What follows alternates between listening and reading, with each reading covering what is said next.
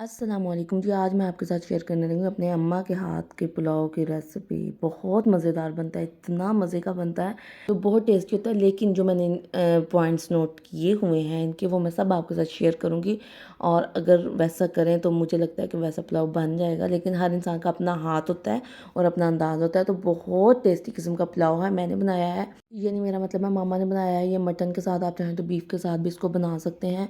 और बस मैंने सिर्फ छोटे का किरदार अदा किया, इसलिए आपको बहुत सी जगहों पे मेरा हाथ नज़र आएगा। टाइम ज़ाय किए बगैर चलते हैं अपनी रेसिपी की तरफ।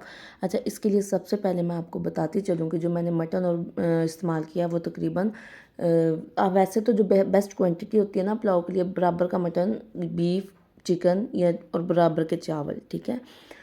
लेकिन हम जो है ना बहुत ज़्यादा मीट पसंद नहीं करते। मेरे घर में कुछ अफराद तो बिल्कुल भी नहीं खाते, तो उसकी वजह से मैंने जो है ना मटन की क्वांटिटी कम रखी है। और चावल जो है ना हमने थोड़े ज़्यादा रखे हैं, यानी 1 किलो चावलों में 800 ग्राम तकरीबन जो है ना मटन इस्तेमाल किया। हड्डियाँ जो हैं वो इसी 800 ग्राम में शामिल है, ठीक है। अच्छा, अब रेसिपी के लिए ना सबसे पहले हमने यखनी तैयार कर लेनी है। यखनी के लिए आपने गोश्त जो है उसको शामिल करना है। पानी आपने अंदाजे से शामिल कर देना। अगर ये कम हुआ तो फिर हम इसमें बाद में पानी शामिल कर लेंगे चावल बनाते वक्त। अच्छा, मटन शामिल कर दिया। एक मुट्ठी भर के इसमें सूखा धनिया शामिल किया है। बाद में तो यूज़ नहीं होगा, इसको डिस्कार्ड करेंगी वो, लेकिन बहरहाल ये फ़िलहाल हमने शामिल कर दिया है।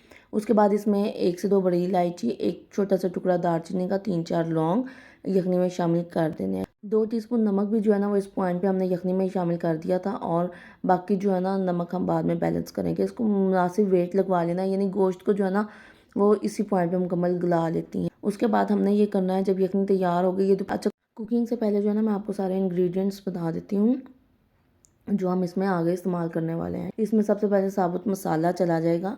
और अच्छा, यखनी का जो मसाला होता है उसका जायका काफ़ी हद तक निकल चुका होता है। आप चाहें तो इस मसाले को यहीं पे डिस्कार्ड कर दिया करें, तो क्योंकि कुछ लोगों को अच्छा नहीं लगता, बहुत ज़्यादा मसाला आता है जब मुँह में।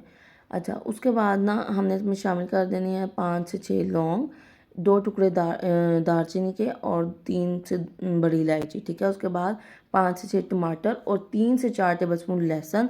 लहसुन को आप देख लें बारीक चॉप किया हुआ है, बिल्कुल पिसा हुआ नहीं है, पेस्ट नहीं है। ये वो पॉइंट्स हैं जो मैं आपको बता रही हूँ जो जायका पैदा करते हैं इसमें।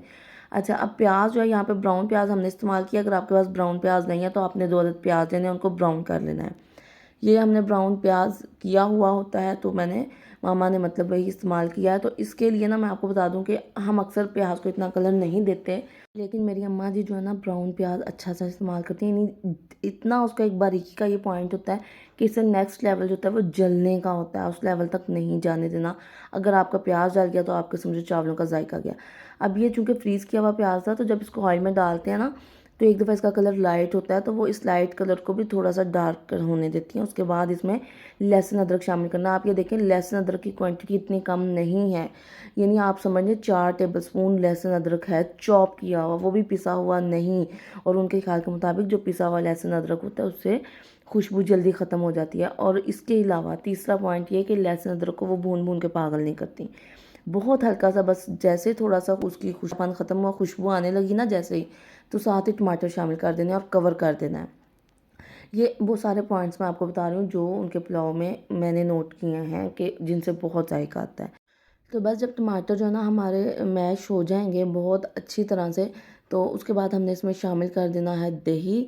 दही इसमें जाएगा कोई 1 से 1.5 कप के बराबर। अच्छा, अगर टमाटर महंगे हैं तो आप दही की मिकदार बढ़ा दें, और अगर जिन जिन में टमाटर सस्ते हैं तो आप दही की मिकदार कम करके टमाटर बढ़ा दिया करें। तो ये छोटी मोटी चीज़ें खुद बैलेंस कर लिया करें। अगर आपके पास कोई दही ज़्यादा खट्टा जितना होगा उतना ही आपके पुलाव का जायका भी अच्छा आएगा, तो अक्सर खट्टा दही फ्रीज़ कर दिया करें, वो इस काम आता है। तो इसमें उसके बाद आपने मिर्च शामिल कर देनी अपनी मर्ज़ी के मुताबिक। मैंने तकरीबन 2 टीस्पून शामिल की थी, अगर आप नहीं इस्तेमाल करते तो तब भी कोई मसला नहीं है। यहाँ इस साथ इस पॉइंट पे नमक भी थोड़ा और शामिल कर देना, क्योंकि जो यखनी में शामिल किया था नमक वो बहुत कम था, तो मैंने 2 टीस्पून जो है यहाँ पे भी शामिल कर दिया था नमक। खैर, नमक को जो है मैं टेस्ट करके बैलेंस करती हूँ, वो मेरी ड्यूटी होती है, वो काम छोटे ने करना होता है। छोटे, नमक टेस्ट करो, ये वाला काम। तो बस नमक भी शामिल कर दिया। और उसके बाद इसमें शामिल कर देना, जब ये दही और टमाटर का पानी खुश्क हो गया तो हमने इसमें शामिल कर दिया इस पॉइंट पे गोश्त। गोश्त को शामिल करने के बाद हमने साथ ही इसमें शामिल कर देना है भुना कुटा ज़ीरा। ज़ीरे को जो है वो मशीन में नहीं करना, आपने चट्टू में कूटना है। क्या ये भी एक अहम पॉइंट है और वो कहती हैं इससे जायका आता है। तो तकरीबन 1.5 टेबलस्पून के बराबर ये ज़ीरा है, अच्छी मिकदार में इसको कूट लिया चट्टू में और इसको इस पॉइंट पे गोश्त में हमने शामिल करना है और साथ ही इसको भून लेना है। चला गया उस इसके बाद हमने इसमें शामिल कर देना अन्य वाई पानी। आपने अन्य वाई शामिल नहीं करना, ये मेरी अम्मा जी की काम है।